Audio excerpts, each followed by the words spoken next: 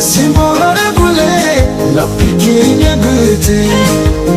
awadaya kumita kana mumute ya halal siwalinjiraga umini kuruke sati sihasada jalanti sifayadu badate simali fitagada garatu medate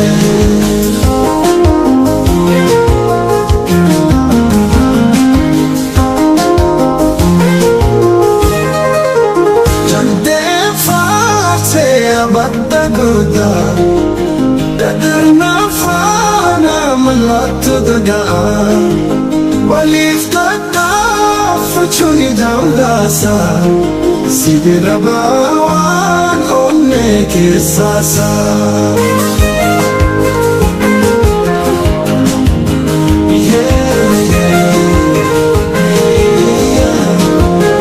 sikidawane walim bachata Sibaralaka wata Asitisi jalachun jira nafbada Mutata bachun sifafa chudat haba Tikida wade walin bachata Kanka bachamasi Baralaka wata Asitisi jalachun jira nafbada